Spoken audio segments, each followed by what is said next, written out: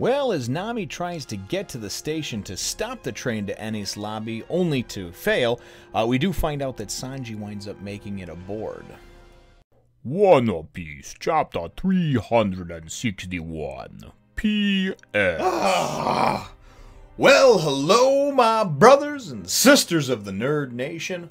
I, as always, am Jim, here to bring you another review on the awesome and epic and love note-ridden tale of One Piece.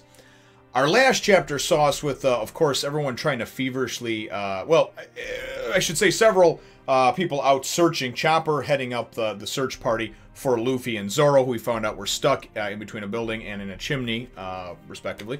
And then, of course, really culminated with them trying to, Nami and Paulie, trying to get to this sea train that has Robin on it, as well as Frankie and Usopp, and, of course, the CP9 agents, bound for Enies Lobby. Sanji is already at the station, which we, of course, found out. And anyway, the chapter wound up leaving off with all those kind of things hanging. And that's where, right where it picks up, as a matter of fact, we wind up actually going and seeing... we check in again briefly at some point in the chapter with Luffy and Zoro, and, Luffy's still stuck in between two buildings, Zoro's still stuck upside down in a chimney, with his legs sticking out the top of it, neither one of them really being able to do much of anything. The search parties that the Chopper's out with, his Aqua Laguna is coming in, and some of the alleyways and some of the things, sidewalks and such, are getting flooded.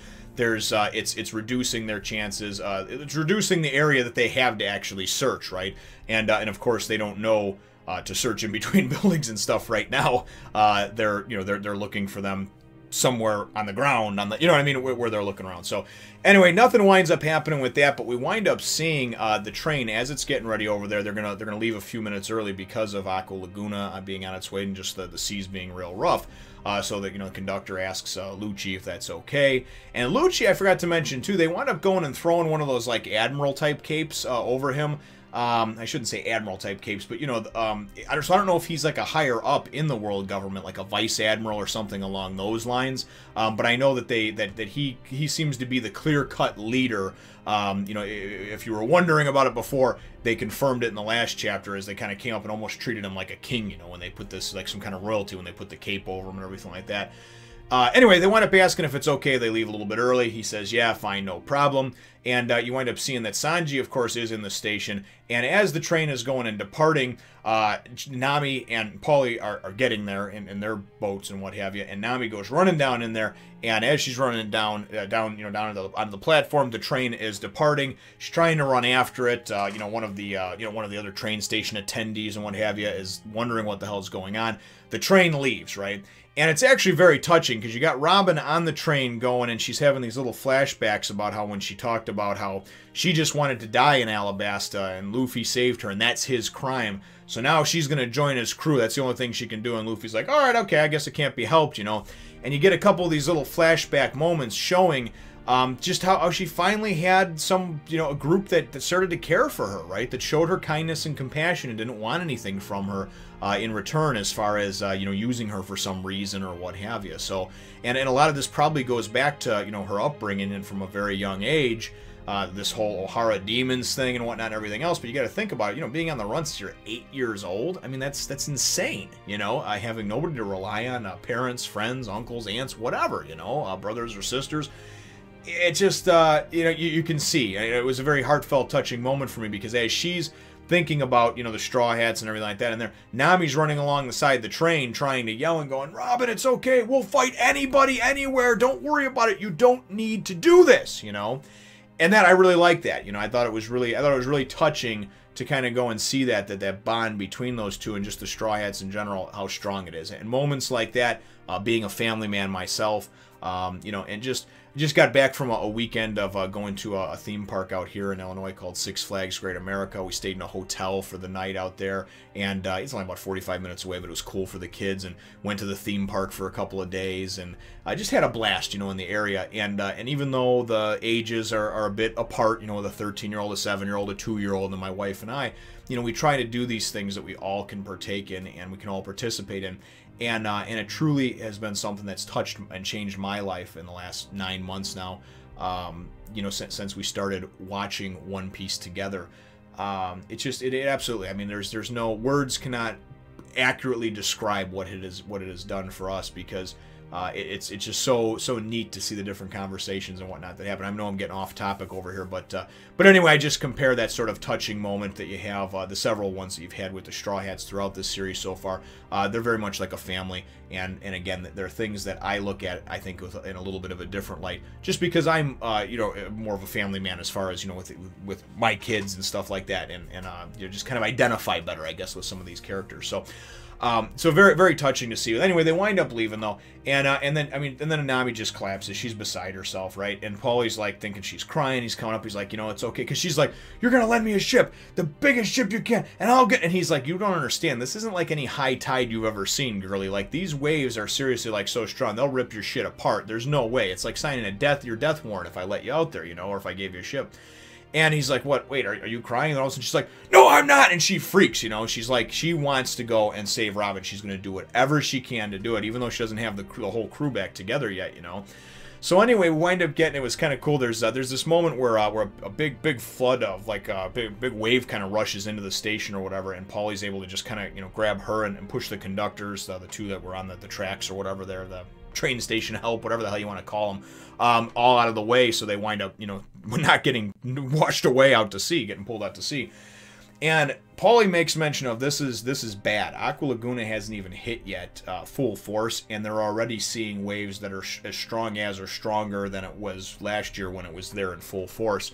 So that, and we know too that everything, each year the tide rises up a little more, and it's slowly burying Water 7. So I don't know. I'm sure that'll wind up getting wrapped up too by the end of this, and they'll have some kind of maybe reasoning behind why that's happening, or hopefully some kind of solution to that problem, because it seems like this year's is like going to be the storm to end all storms, Anyway, the point is that what I thought was kind of cool is that one of the guys from the station comes up and goes, oh, hey, you're Nami, right? Here, you get a note from one of your friends, I guess. And she's like, what? I'm surprised you found a note so small. He goes, well, it was over here. They show this wall. Here, I might as well just show. They show this freaking wall, and he put the note right there, right? But it says, Nami, read this, and then it says, if you're not, what does it say here? Oh, I'm sorry. If you're not Nami, then don't read it. Don't. So, idiot. That's what it says. So she reads this note, and it's funny because they're like, what does it say? And she's like, hold on a second. The first half of it was basically just a love letter. So even in serious times like this, Sanji still had to go and try to like swoon her for the first half of this letter about, I love you, my Nami, But anyway, he winds up going and saying, listen, this is what's going on. Saw Robin on the train. The short and skinny of it is he got on the train with them, right? So now they know that they've got somebody at least going there with them. They also wind up finding out and confirming that she finds out and confirms, we knew it, but that Usopp is on there as well as the big thug with the pompadour, and they're like, yeah, that's Frankie. So they know that they've got Robin on there, being held captive along with Usopp and Frankie, but that Sanji has kind of gotten on or infiltrated somehow and gotten on the train. So very cool to go and find that out, I thought anyway, and to kind of get that little bit of a background over there. But I really enjoyed how she's going, and then she's reading the last half of the letter and whatnot, and it's just this funny conversation all about how I love you so much in the train. And what he winds up having, and what it winds up coming down to is that he'll contact them soon. There's a small transponder snail, and he'll be able to contact them soon, right? That's the whole deal or whatever.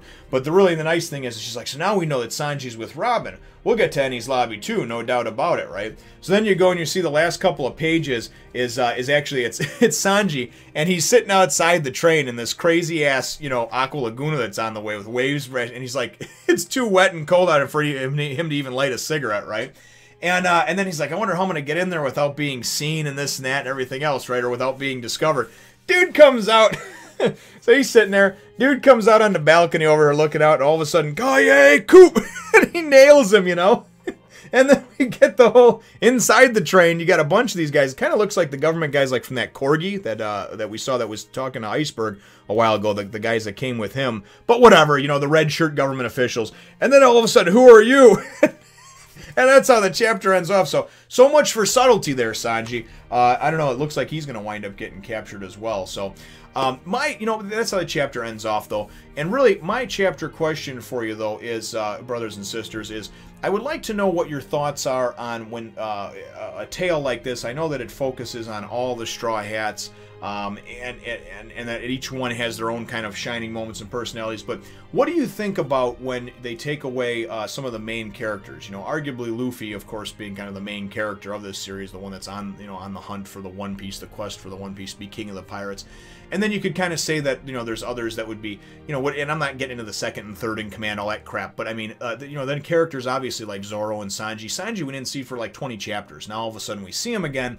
And Zoro and Luffy, you know, we hadn't seen for a number of chapters, and now we briefly saw him in the last couple of chapters. But my chapter question is, what are your thoughts on, and I asked this a couple hundred chapters ago, something similar, but what are your thoughts on when a writer, a creator, a mangaka goes and takes the action away from, or takes the story away from some of the main characters, whether it be for 5 chapters, 10 chapters, 20 chapters?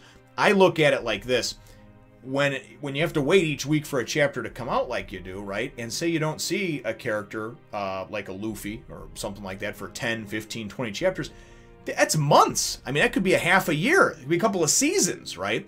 And I just wonder what your thoughts are on it, because for me, reading through and knowing there's always another chapter to go ahead to, it doesn't bother me, because I feel like it's going to circle back around. They'll eventually show back up. But when you're reading this each week and all of a sudden a character disappears, a main character that's presumed to be dead or injured or whatever, how do you feel about that when you're taken away from them and you don't know what's happened to them for sometimes extended periods of time, 10, 20 chapters, which again, you equate that into the weeks that come with it, and we're talking 3 to 6 months, you know? Just let me know what your answer to that question is in the comments down below. Feel free to hit the thumbs up, the like button if you should think that I deserve it, and subscribe if you haven't done so already. We will look forward to catching all of you in the next one, Nation. Remember to follow me on my other channel and Twitter, Facebook, and Instagram too.